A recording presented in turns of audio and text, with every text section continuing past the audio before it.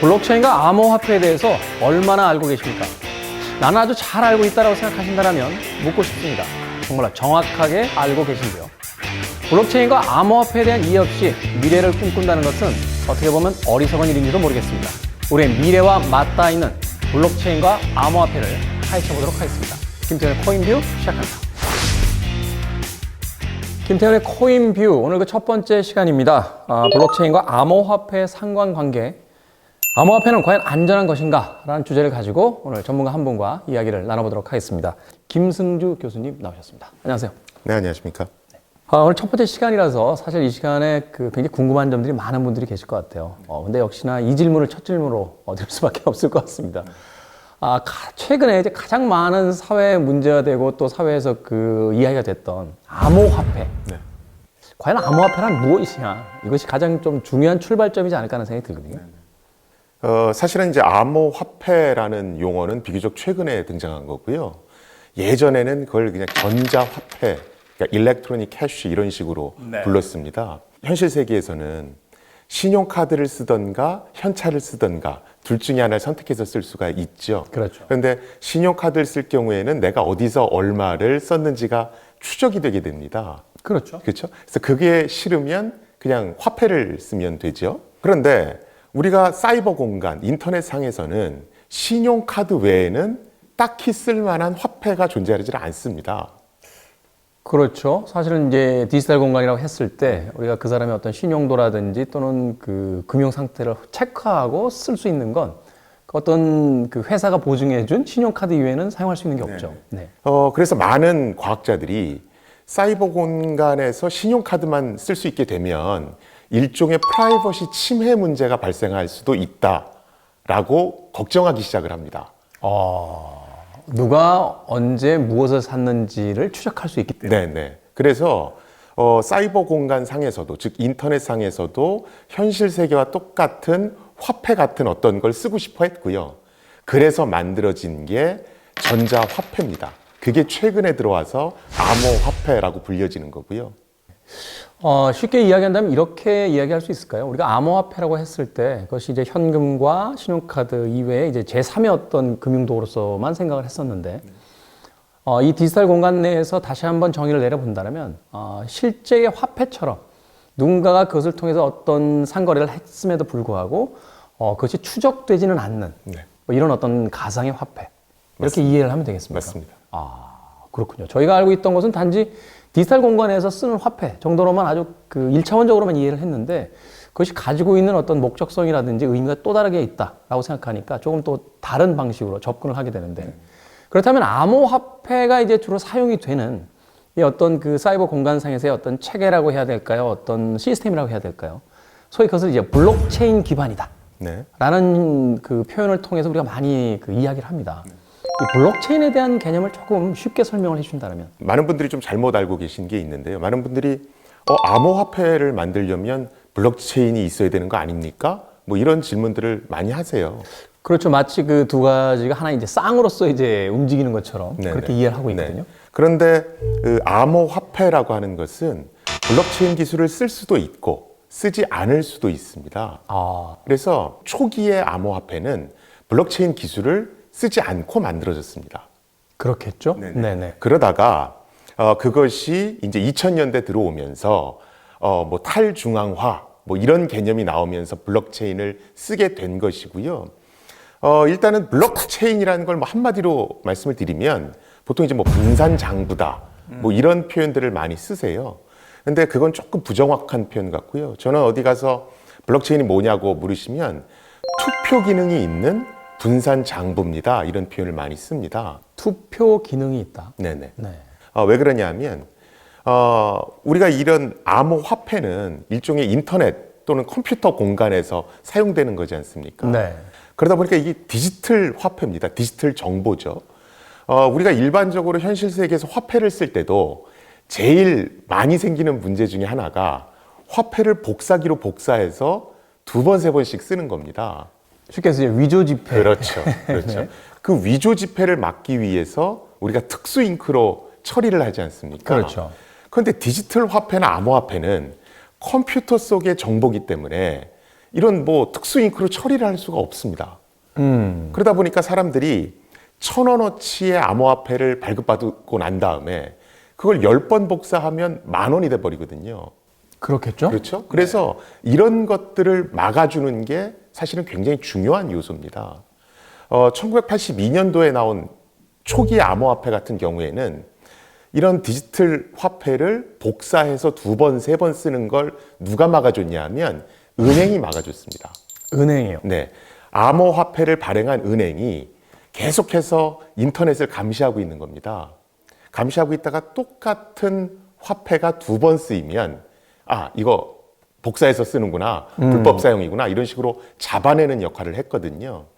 근데 비트코인이 등장한 시기는 2008년입니다. 네. 근데 이때는 리먼 브라더스 사건 이후로 굉장히 금융 위기가 있었거든요. 그렇죠. 그래서 비트코인을 만든 소위 이제 사토시 나카모토라고 하는 사람은 금융기관 자체를 믿질 않았습니다.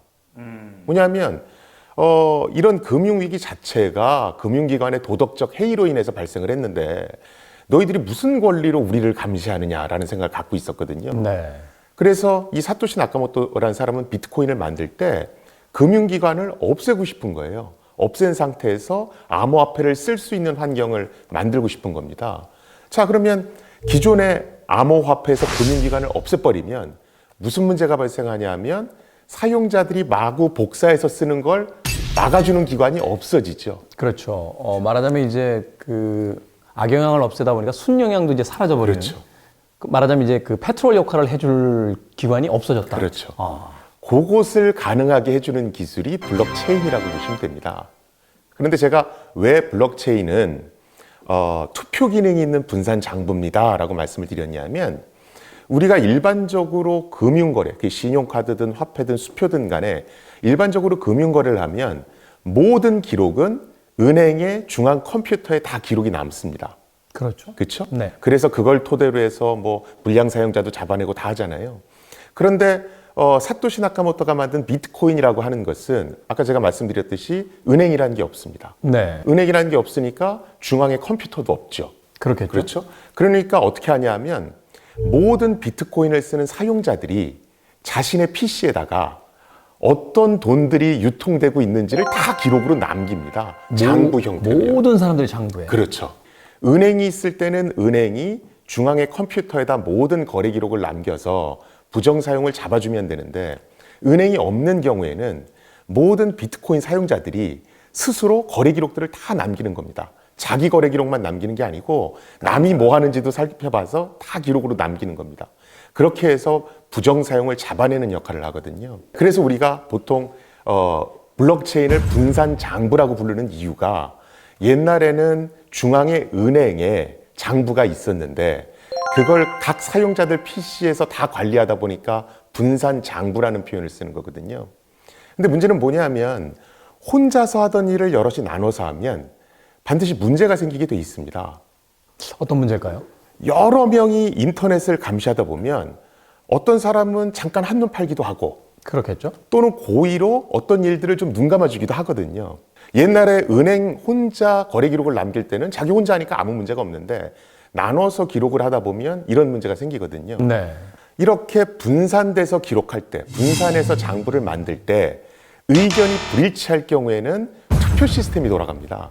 투표 시스템이 돌아간다. 그래서 과반수 이상이 옳다고 한 기록을 정당한 걸로 인정을 하거든요. 그래서 블록체인은 단순 분산 장부가 아니고 투표 기능이 내장된 분산 장부라고 그러는 겁니다. 그러니까 실제로 이 사용자들이 투표를 한다라기보다는 불일치했을 때 전체 사용자의 장부를 일단 그 통계를 내보면 그러니까 돈을 썼느냐 안 썼느냐에 따라서 더 퍼센티지가 많은 쪽을 가지고 이제 돈을 썼다 안 썼다를 결정해주는 그런 이제 투표의 어떤 그 말하자면 기능이 탑재돼 있다. 맞습니다. 그걸 우리가 합의 메커니즘 뭐 이렇게 얘기를 하는 거고요. 왜 사람들이 블록체인에 열광을 하냐면 뭐 암호화폐 이런 것보다는 블록체인 자체가 갖고 있는 투표 기능 때문에 열광하는 겁니다. 우리가 만약에 제대로 돌아가는 인터넷 투표 시스템만 갖고 있으면 사실은 우리 머리 아프게 국회의원을 뽑을 필요가 없죠. 모든 일들을 전부 다 인터넷 투표로 직접 민주주의를 통해서 할 수가 있거든요. 그러네요. 말하자면 이제 어떤 법률을 상정할 때 그 법률에 대해서 우리가 국회의원들을 통해서 대리로 하는 게 아니라 말하자면 뭐 상속세에 대한 부분이다, 무슨 또 뭐 호주제에 대한 부분이다, 이런 어떤 예민한 사회적 문제가 있을 때 자, 그럼 직접 다 투표합시다. 맞습니다. 라고 해서 모든 국민들이 거기다 투표를 하게 되면 국회의원이 필요 없이 우리끼리 다 그 투표로서 결정할 수 있는. 맞습니다. 그래서 블록체인을 탈권위주의적이라고 그러는 거고 탈중앙화 기술이라고 그러고 미래를 혁명적으로 바꾼다는 얘기를 하는 겁니다. 말하자면 어떤 아버지가 자식에게 이제 유산을 상속하는데 그 유서를 이제 변호사에게만 맡게 되면 그 자식과 변호사가 어떤 그 말하자면 두 사람의 모의에 의해서 아버지의 유언장을 좀 바꿀 수도 있잖아요. 그렇게 될 경우에 이제 과연 이 유언장이 아버지의 진짜 유언장이냐 아니냐에 대해서 증명할 수 있는 방법이 여러 가지가 없을 텐데 아버지가 자신의 아이에게 어떤 그 유산을 상속한다라고 하는 것을 자기가 알고 있는 모든 사람들에게 말하자면 이메일로서 그 유언장을 발부해 놓으면 이 사람이 나중에 어떤 상속을 받을 때 그 모든 사람들이 다 똑같은 유언장을 가지고 있기 때문에 거기에 대한 어떤 검증 절차가 충분히 이루어질 수 있는. 그렇죠. 그런데 이 중에서 몇몇 이 아들과 친분이 있는 사람들이 그 유언장을 만약에 위조했다라고 하더라도 전체적으로 어떤 유언장이 더 많이 그 사람들이 제시하느냐에 따라서 확률적인 통계를 가지고 투표 기능을 통해서 이제 그 유언을 집행하게 되는 뭐 이런 시스템이다라고 이해할 수 있겠네요. 아주 정확한 표현이시고요. 그래서 사실은 블록체인 뭐 요새 사실은 거품이 많이 끼어 있다고 그러죠. 블록체인에 거품을 많이 끼게 한 주요 요인 중에 하나가 많은 언론사에서 블록체인은 해킹을 막아주는 기술입니다. 네. 해킹이 불가능한 기술입니다. 라고 설명을 합니다. 근데 그건 아주 틀린 표현이고요. 일단 블록체인의 가장 큰 특징은 그 안에 합의 메커니즘, 즉 투표 메커니즘이 내장돼서 탈중앙화된 형태로 의사결정을 이룰 수 있다가 첫 번째고요. 두 번째는 좀 전에 유언장을 모든 사용자들이 한테 이렇게 뿌렸지 않습니까? 그러면 유언장 한두 개만 내용을 바꿔서는 안 되고 만약에 내용을 위변조하고 싶으면 그것을 받은 모든 사람의 유언장을 다 바꿔줘야 되지 않습니까? 일일이 다 찾아다니면서 바꿔야겠죠. 그래서 블록체인이 갖는 두 번째 특징은 일단 데이터가 기록되면 위변조하기가 불가능에 가깝다는 겁니다. 그 다음에 세 번째 특징은 투명성입니다. 우리가 보통 중앙의 은행의 거래 기록이 남을 때는 네. 은행의 허락이 있어야지만 거래 내역을 볼 수 있지 않습니까? 그러니까 국가기관이 무슨 영장을 받아서 그 검사하기 전까지는 아무도 알 수 없잖아요, 사실은. 은행 사람들도 사실은 서버에 기록되는 거니까 일부러 찾아보기 전까지는 알 수가 없는 부분인데. 그런데 좀 전에 유언장 예를 들으셨듯이 이 블록체인의 데이터는 모든 사람이 다 갖고 있거든요. 그러니까 내가 누구 허락을 안 받아도 내용을 다 볼 수 있는 겁니다. 그러네요. 그러니까 투명성이 극대화되어 있고요. 그 다음에 24시간 365일 활용할 수 있는 가용성이 또 뛰어납니다. 언제든 원하면 쓸 수 있다는 거죠. 그래서 블록체인의 특징을 네 가지로 요약하면 일단 합의 메커니즘이 있는 탈중앙화. 네. 그 다음에 일단 데이터가 기록되면 삭제나 위변조가 불가능하다. 세 번째는 누구든 볼 수 있는 투명성. 네 번째가 24시간 365일 활용할 수 있는 가용성입니다. 네. 첫 번째와 두 번째에 대한 부분은 앞서 설명을 했었고 세 번째 투명성이라고 이야기한다면 이런 거겠네요. 우리가 금융거래를 할 때 사실은 정직하지 못한 금융거래도 할 경우가 굉장히 많잖아요. 근데 이것이 사실은 어떤 감사 조직에서 적발하기 전까지는 그 은행의 서버 안에서만 존재하는 것이기 때문에 아무도 알 수 없는 것이지만 그렇기 때문에 또한 그런 그 올바르지 않은 금융거래를 할 수도 있는 그런 기회들이 이제 제공이 되는 건데 이것이 블록체인화 되게 되면 모든 사람들의 서버에 자신의 금융 기록이 들어가기 때문에 정직하지 못한 금융 행위를 할 수가 없는 그런 어떤 원천적인 어떤 예방 효과를 가지게 된다. 그렇죠. 라는 것이 그 세 번째 어떤 장점 중에 하나로 되어 있습니다. 그래서 많은 분들이 또 이 블록체인의 어떤 합의, 탈중앙화 외에도 투명성이라는 기능 때문에 굉장히 좀 열광하시기도 해요. 그래서 밝은 미래를 우리한테 줄 거다. 네. 근데 기술을 하는 저 같은 사람 입장에서 볼 때는 좋기만 한 기술이라는 건 존재하지 않거든요. 네. 이런 블록체인이 갖는 극대화된 투명성은 프라이버시 보호하고는 완전히 상극입니다. 그러니까요. 제가 어제 새벽 2시에 어디선가 누구와 술 한 잔 마셨는데 그 기록을 모든 사람들이 다 김태현이라는 사람이 새벽 2시에 강남에 있는 어느 술집에서 얼마를 썼네? 라는 기록이 이제 다 전달이 된다는 거잖아요. 네. 단순히 거래 기록뿐만이 아니고 실제로 올 초에 나온 이제 연구 결과에 따르면 비트코인이 사용하는 블록체인에는 비트코인 거래 정보만 있는 게 당연하지 않습니까? 근데 연구진들이 조사를 해보니까 블록체인에 기록된 정보의 1.4% 정도는 엉뚱한 정보들이 있더라는 거예요. 그래서 그게 무슨 정보인가 봤더니 뭐 아동 포르노, 그다음에 뭐 회사 기밀 자료, 저작권 관련한 정보 이런 것들이 올라가 있더라는 겁니다. 이게 얼마나 무서운 거냐면 요새 뭐 리벤지 포르노다 뭐 이런 것들이 굉장히 문제화돼 있지 않습니까? 굉장히 큰 사회 문제죠. 만약에 내 프라이버시를 굉장히 침해할 수 있는 사진이나 동영상을 뭐 유명한 포털 사이트나 뭐 이런 데다 올리면 만약에 내가 그걸 발견했을 경우에 그 회사에 연락을 해서 내려달라고 얘기를 하면 됩니다. 그렇죠. 말하자면 오랜 시간 동안 올라가 있던 게 아니라면 바로 그것을 발견하고 지워달라라고 하면 사실은 이제 몇몇 사람들은 봤을 수 있겠습니다만 그렇게 큰 문제 없이 지나갈 수도 있는 것들인데 그런데 만약에 누가 악의적으로 블록체인에 이 데이터를 올려버리면 일단 탈중앙화되어 있기 때문에 연락할 기관이 마땅치가 않습니다. 그러네요. 옆 사람에게 그걸 내려달라고 할 수도 없는 거고. 네. 그리고 두 번째는 삭제나 위변조가 불가능하기 때문에 일단 올라가면 삭제할 수가 없습니다. 내가 죽을 때까지 남아있고 내가 죽은 이후에도 계속해서 그냥 살아있는 겁니다. 그 다음에 투명성이 극대화되어 있기 때문에 모든 사람이 봅니다. 그래서 블록체인의 투명성은 프라이버시 보호하고는 굉장히 상충되는 개념이고요. 그래서 사실 블록체인을 잘 쓰려면 이 프라이버시 보호 문제를 어떻게 해결하느냐를 좀 눈여겨 볼 필요가 있습니다. 그래서 시중에 나온 여러 가지 이제 블록체인 관련한 제품들을 보면 이런 프라이버시 보호 문제를 해결한 그런 솔루션도 있긴 있습니다. 그런데 이런 솔루션 같은 경우에는 투명성이라든가 가용성, 아니면 위변조 방지, 그러니까 블록체인이 갖는 그 고유의 특징을, 고유의 장점을 일부는 훼손시키는 겁니다. 그래서 우리가 블록체인을 보고 이게 좋은 기술인지 나쁜 기술인지를 판단할 때는 이게 A라는 걸 얻기 위해서 어떤 걸 버렸는가, 그 버린 것이 과연 버려도 어떤 서비스에 지장이 없는가, 이런 것들을 좀 면밀히 따질 필요가 있습니다. 물론 아주 단순한 예가 되겠습니다만 우리 주변에 흔히 존재하는 그 CCTV라는 것, 사실은 그 CCTV가 우리의 개인적인 어떤 사생활을 침해한다라는 논란도 굉장히 많았었는데 그것이 이제 높아지는 범죄율을 예방하고 또 그 범죄율을 해결하는데 굉장히 좋은 이점이 있다라고 해서 우리가 사실은 일정 정도의 사생활 침해 논란에 대해서 이제 눈 감고 지나가 주는 거잖아요. 네, 맞습니다.